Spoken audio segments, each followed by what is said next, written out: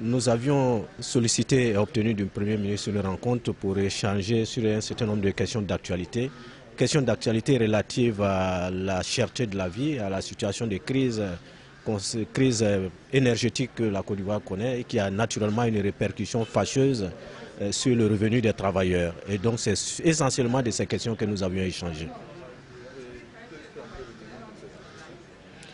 Nous avions eu un entretien franc, un entretien direct, j'allais dire, sur un certain nombre de nos préoccupations, mais comme je l'ai indiqué tout à l'heure, préoccupations essentielles liées à la crise énergétique. Et je dois préciser que dans le cadre des discussions qui sont ouvertes et du comité et des commissions qui ont été mis en place, que nous souhaitons véritablement des groupes dynamiques pour échanger sur les différentes questions, nous pensons qu'à l'intérieur de ces différentes structures, nous, organisations syndicales, centrales syndicales s'entend, nous apporterons notre contribution pour que, un temps soit peu, nous puissions contribuer ensemble à améliorer les conditions de vie et de travail de l'ensemble des travailleurs de la Côte d'Ivoire et particulièrement de ceux de la Fédération des syndicats autonomes de Côte d'Ivoire.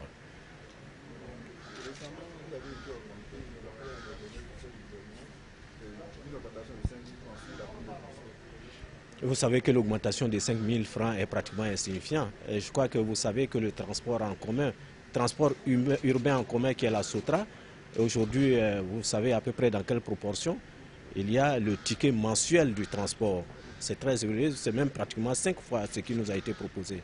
Mais en tout état de cause, nous prenons d'abord les 5 000 qui sont là, mais nous contribuerons, nous participerons, nous allons nous battre de faire en sorte que ce montant soit amélioré et qu'il tienne compte de la réalité sur le terrain et du transport en Côte d'Ivoire aujourd'hui.